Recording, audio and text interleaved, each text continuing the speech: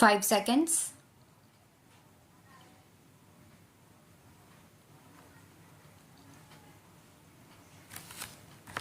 Sir, there is also the very big responsibility of the foreign trade to meet the minimum requirements of the country, especially requirements of essential goods of mass consumption, which may be in short supply from time to time, to save our people from the evil effects of profiteering when such a situation arises. In this, the strategy you have adopted is, as my distinguished friend has pointed out, merely to rely on one single agency, and the single agency seems to be getting bigger and bigger every day, a giant who is becoming more and more inefficient. Now, I would like to say a few words about the direction of our trade.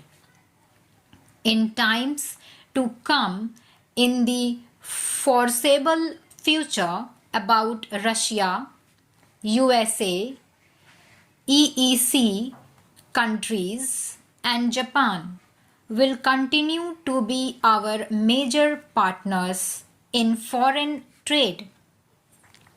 There is no doubt in my mind.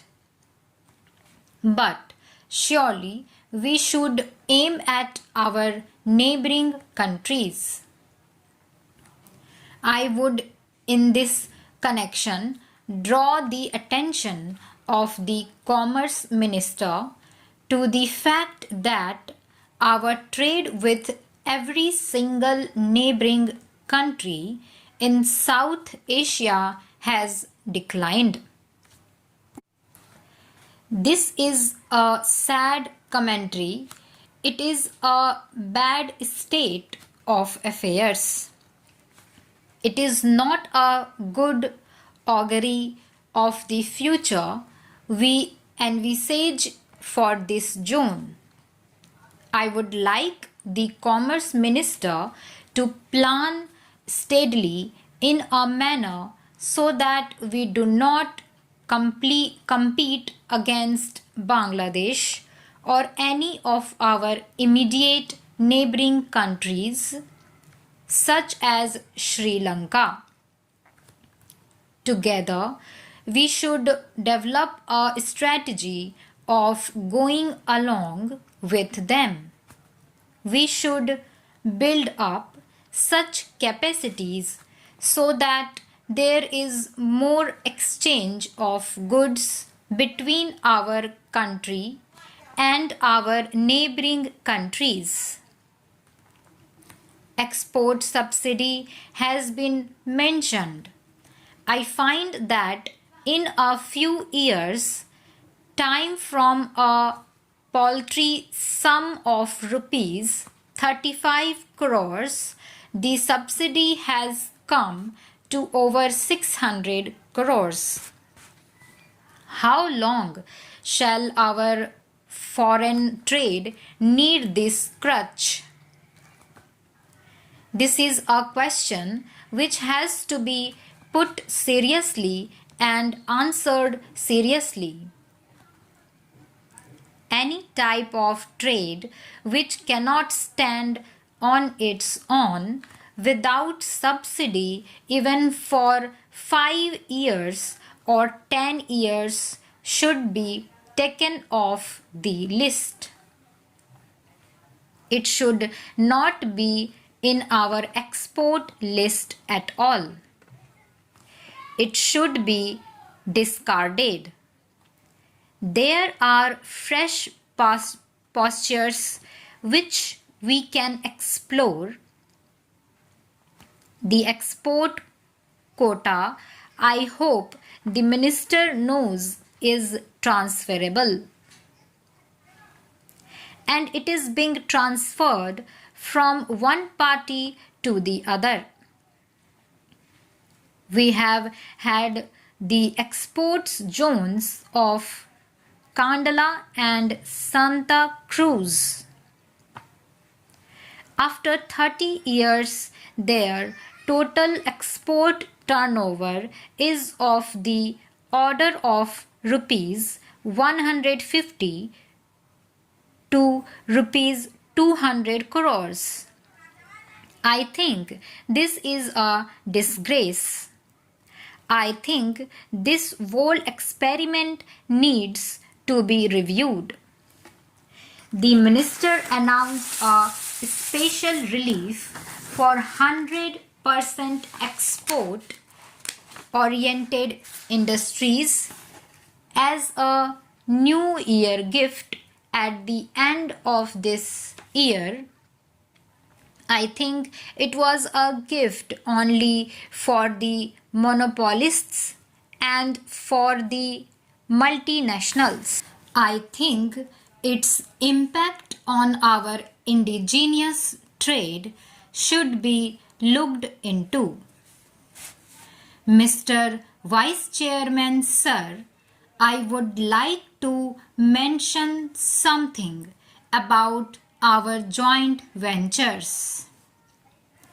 I know that the joint ventures have been part and parcel of our policy of export promotion and also of economic cooperation with the other developing countries. But I find that after so many years, these 115 units that are in operation have made a total investment of just rupees 35 crores only, and this is an insignificant sum if you take each individual country and relate it to the total industrial investment in that country. Our resources are limited, and I think we should concentrate on areas which are of immediate interest to us. And it is in these areas that we should really build up our joint venture capacity. As for the international environment, we know what the Honorable Minister has confessed in the House, and I would like to quote his words. He has said that the new international economic order and the North-South dialogue have failed. I think the new international economic order was perhaps a stillborn child. It was a device by some vested interests who were trying to arrange a certain recycling or resources, and once that recycling of petrol dollars was achieved, then there was nothing left to talk about, and the people have been taken for a ride.